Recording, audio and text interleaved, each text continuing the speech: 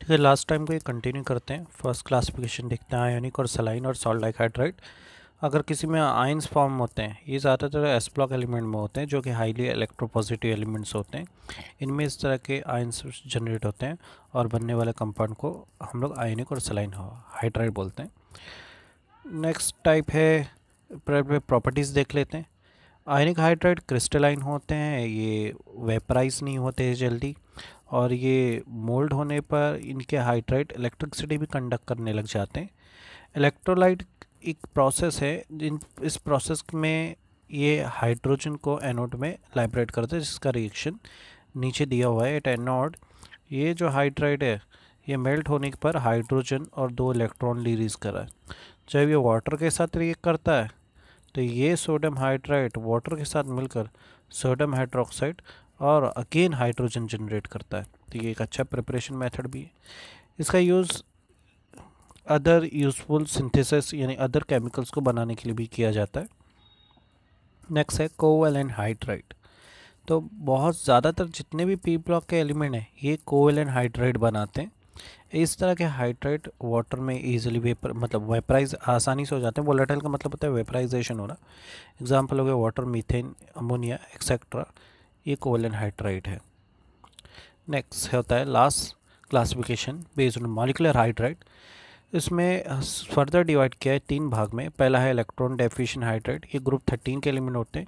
इन hydride के पास 8 electron से कम electron इनके लास्ट शेल में होते हैं। इस टाइप के इलेक्ट्रॉन जिनमें लेस इलेक्ट्रॉन्स होते हैं ये अच्छे लेबी से सूट होते हैं क्योंकि इलेक्ट्रॉन को एक्सेप्ट करते हैं। एग्जाम्पल डायपुरिन। दूसरी एग्जाम्पल इलेक्ट्रॉन प्रेशियस हाइड्राइड। ये ग्रुप 14 के एलिमेंट है। इनके पास एग्जैक्ट 8 इलेक्ट्रॉन होते हैं इनके आउटर मोस्ट शेल में, ना ही ज़्यादा ना ही कम, ये इसलिए न्यूट्रल्स होते हैं। एग्जाम्पल है मीथेन वोल्केन। और लास्ट आता है इलेक्ट्रॉन रिच हाइड्राइड। ये ग्रुप 15 से 17 के एलिमेंट है। इनके पास 8 इलेक्ट्रॉन से भी ज़्यादा इलेक्ट्रॉन्स होते हैं, इसलिए इनका बिहेवियर एज अ डोनर होता है, इसलिए इलेक्ट्रॉन को डोनेट करते हैं। एग्जाम्पल है अमोनिया और वाटर। ठीक है। एंड लास्ट पार्ट आता है मेटेलिक और नॉन स्टोशियोमेट्रिक हाइड्राइड, जिसको इंटरटिशियल हाइड्राइड भी बोलते हैं। ये डी और एफ ब्लॉक के एलिमेंट इस तरह का हाइड्राइड बनाते हैं जब इनको हीट किया जाता है हाइड्रोजन के साथ एक हाई टेम्परेचर पर, प्रेशर पर। ये 3, 4, 5 ग्रुप के डी ब्लॉक एलिमेंट्स हो गए। एग्जांपल क्रोमियम ले लो, इसको एक्सेप्ट कर सकते हैं। और मेटल ग्रुप में 7, 8 and 9 do not form hydride. Metal of group 10, 11, 12 जिसमें प्लेटिनियम, कॉपर, जिंक आते हैं, यही हाइड्राइड जनरेट करते हैं।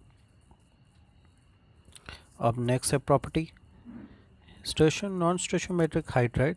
ये इलेक्ट्रिसिटी कंडक्ट करते हैं और ये हाइड्रोजन इनमें कम क्वांटिटी में पाया जाता है। Example lanthanum hydride content 2.87। तो ये डेफिशिएंट इन हाइड्रोजन होते हैं। यूजेस, ये कैटालाइटिक रिडक्शन में और लार्ज कंपाउंड के प्रिपेयर करने में इनका योगदान रहता है। दूसरा, जैसे कोई मेटल हो गया, प्लेटिनियम, प्लूटोनियम की बात करें तो बहुत ज़्यादा क्वांटिटी में जो हाइड्रोजन प्रिपेयर करना होता है तो इसके लिए भी इनका इस्तेमाल किया जाता है। ये इनकी ये प्रॉपर्टी ये स्टोरेज के लिए या अदर सोर्स ऑफ एनर्जी के लिए भी इनका इस्तेमाल किया जाता है। अब आते हैं नेक्स्ट कॉन्सेप्ट की तरफ, वाटर। हम सभी को पता है कि वाटर 4 प्रॉपर्टी देता है। फ्रीजिंग पॉइंट यानी आइस बनाना, बॉइलिंग पॉइंट यानी बॉईल होना, हीट ऑफ फ्यूजन होता है, हीट करने पर ये मिक्स हो जाता है अगर आइस फॉर्म में। हीट ऑफ वेपराइजेशन यानी ज़्यादा बॉईल करने पर ये भाप बनकर उड़ने भी लग जाता है। रीज़न क्या है? क्योंकि इसके अंदर हाइड्रोजन बॉन्डिंग होती है। अब इस हाइड्रोजन की बॉन्डिंग के ब्रेक होने पर ये इसके बदलाव होने पर ही ये 3 फिजिकल या 3 से ज़्यादा फिजिकल प्रॉपर्टी को रिप्रेजेंट करता है। अगर मैं यहाँ ऑब्जर्व करूँ तो यहाँ पर मेरे वाटर मॉलिक्यूल में 2 हाइड्रोजन होते हैं जिन पर एक पार्शियली चार्ज लगा गया पॉजिटिव चार्ज और ऑक्सीजन पे नेगेटिव चार्ज होता है।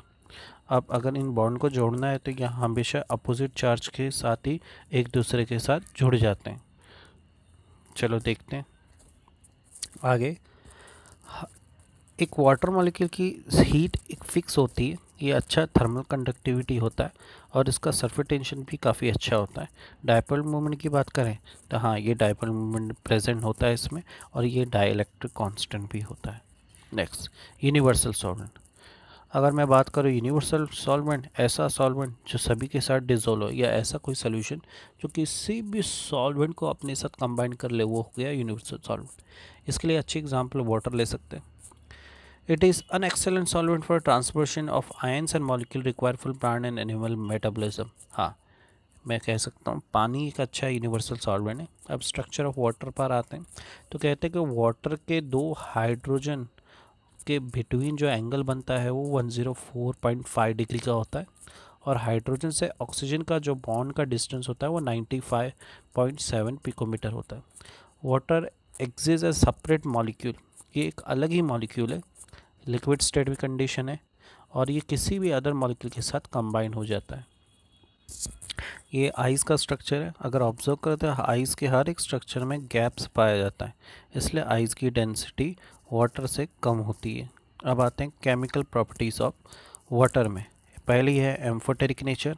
वाटर को अगर मैं बेस के साथ देखें, यहाँ पे अमोनिया ये बेस है, तो उसको वाटर एसिड का बिहेवियर देकर बेस और अमोनियम बनाएगा, ठीक है, सॉल्ट एंड वाटर। और अगर मैं किसी एसिड हाइड्रोजन सल्फाइड यहाँ पे एसिड इसके साथ ट्रीट करूँ तो उस वक्त वाटर एक्ट करेगा एज अ बेस और प्रोडक्ट फॉर्मेशन करेगा हाइड्रोनियम आयन और हाइड्रोजन सल्फाइड। तो जैसा अपोजिट रिएक्टेंट सब्सटेंस के साथ रहेगा, इस तरह से वाटर अपने बिहेवियर को चेंज कर लेता है, ठीक है। एक अच्छा आउटर प्रोडक्ट एनालिसिस भी है। आउटर प्रोडक्ट मतलब अगर वाटर को वाटर से रिएक्ट करें तो ये सेल्फ आयनाइजेशन होकर H+ और OH- आयन दोनों ही दे देता है, इसलिए इसको आउटर प्रोटोलाइसिस भी कहते हैं, यानी इसके अंदर एसिड और बेस दोनों प्रेजेंट होता है।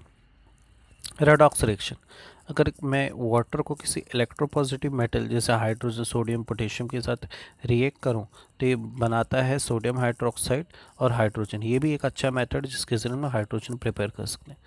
सेकेंड मेथड है फोटोसिंथेसिस। इसमें क्या करेंगे, carbon dioxide is reacting with water and glucose, sorry, carbon dioxide reacting with water gives glucose, water and oxygen. Next with fluorine, अगर फ्लोरीन के साथ वाटर को रिएक्ट करें तो वो एक हाइड्रोजन, फ्लोरीन और ऑक्सीजन प्रिपेयर करता है। तो ये हो गए वाटर के रिएक्शंस। आगे बढ़ते हैं, हाइड्रोलाइसिस रिएक्शन। तो हाइड्रोलाइसिस रिएक्शंस वर्ड से ही लिखना है कि हाइड्रेशन, ऐसा रिएक्शन जिसमें हम वाटर ऐड करते हैं और वो वाटर उसके साथ प्रोडक्ट के साथ कंबाइन होकर एक नया प्रोडक्ट फॉर्मेशन करता है। फॉर एग्जांपल यहाँ पर मेरे पास टेट्रा फॉस्फोरिक एक ऑक्साइड है जिसको मैं वाटर के साथ रिएक्ट कर रहा हूँ तो बनने वाला कंपाउंड मेरा फॉस्फोरिक एसिड आ रहा है। सेम सिलिकॉन टेट्रा क्लोराइड को वाटर के साथ रिएक्ट कर रहा हूँ तो सिलिकॉन ऑक्साइड और हाइड्रोक्लोरिक एसिड आता है। नाइट्रोजन के साथ रिएक्ट करने पर water gives ammonia and 3OH। तो ये हो गया हाइड्रोलाइसिस रिएक्शन। और भी हमारे पास हाइड्रोलाइसिस रिएक्शन है। कैल्शियम ऑक्साइड के साथ रिएक्ट करने पर कैल्शियम हाइड्रोक्साइड, कैल्शियम कार्बाइड के साथ रिएक्ट करने पर calcium hydroxide and ethylene compound, ethyne भी जिसको बोलते हैं। नेक्स्ट सोडियम कार्बोनेट के साथ रिएक्ट करने पर hydrogen dihydrogen carbonate and sodium hydroxide. Magnesium nitrate या कैल्शियम नाइट्रेट के साथ रिएक्ट करने पर मैग्नीशियम हाइड्रोक्साइड और अमोनिया।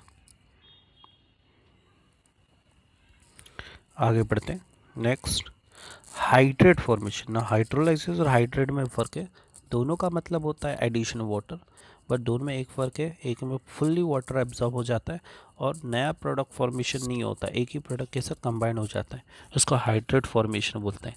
तो यहाँ पे कोऑर्डिनेट कंपाउंड बन रहा है CrH2O6 3Cl। एक और एग्जांपल है बेरियम क्लोराइड।